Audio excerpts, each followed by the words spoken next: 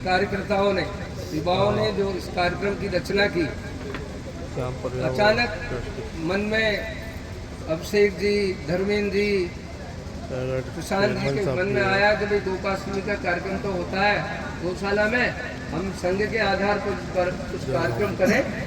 4-6 युवाओं ने मिलकर के एक द्वार उठाया और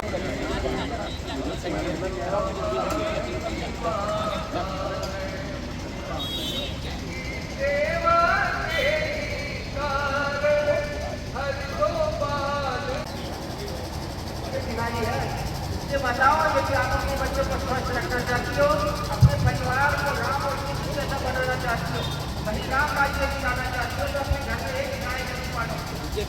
मैंने किसी बेटे का विवाह होता था तो दान किया, दान देने की परंपरा। अभी भी जब कन्यादान होता है तो उसके साथ में 2 दान भी होता है, लेकिन भाग्य की गाय की बेटी की बनाकर दान करते थे। आइए हम सचमुच में दान करते हैं, गाय दान करो अपनी बेटी को। मैं अयोध्या पैदल यात्रा वाले घनश्याम पंडित जी, सभी सनातन हिंदू धर्म प्रेमियों को मेरी तरफ से जय श्री राम। आज गोपाष्टमी के पावन त्योहार पर गाय की पूजा की गई। भगवान कृष्ण स्वयं कहते हैं कि मात्र गाय की पूजा से ही मेरी पूजा होती है। और मैं सभी धर्म प्रेमियों से और सभी जितने भी सनातन हिंदू धर्म के तो हैं ही, लेकिन जो भी धर्म पंथ मजहब के हैं, जितने भी मनुष्य हैं, जितने भी प्राणी पृथ्वी पर हैं, सभी को गाय की पूजा करना अति आवश्यक है, क्योंकि गाय माता के दूध से ही हमें बल और हष्ट पुष्ट बुद्धि विवेक सब ज्ञान प्राप्त होता है, गाय माता के दूध से। इसलिए हमें गाय माता की पूजा करनी चाहिए और सभी पंथ मजहब धर्म के लोग इनकी पूजा करें। और गाय को सनातन हिंदू धर्म प्रेमी गाय को राष्ट्रीय पशु घोषित कराने का प्रयत्न करें। और गौ पूजा प्रत्येक वर्ष हम इसी रामलीला ग्राउंड में प्रत्येक वर्ष मनाएंगे। जय श्री राम। गाय को गले में ऐसा हाथ डालना और हाथ फेरना 22,000 पीस। हाँ, तो किसी को बीपी की समस्या हो तो आप गाय के बीपी हाई है तो गाय के गले में ऐसे हाथ नीचे करिए आप 5-7 मिनट। आप देखेंगे आपका बीपी नॉर्मल हो जाएगा। आपका बीपी लो है, आप गले में हाथ नीचे ऊपर कर लीजिए, आप ठीक हो जाओगे।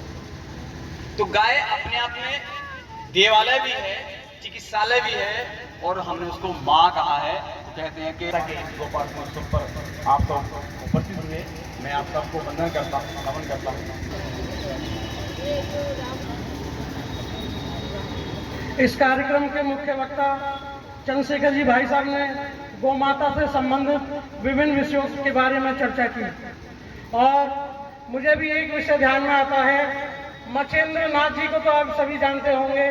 एक बार मच्छेंद्र नाथ जी एक गांव में पहुंच गए और वहां पे आखिर क्या कारण है, वो बोली कि उदासी का कारण यह है कि आज तक अभी तक मुझे कोई संतान नहीं है।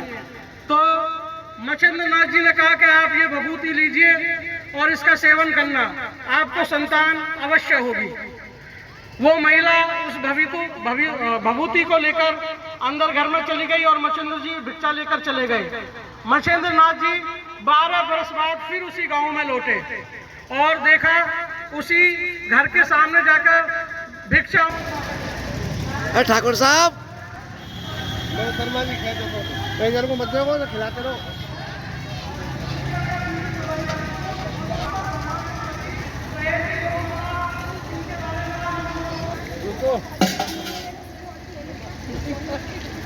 नहीं खिला दो, खा ले।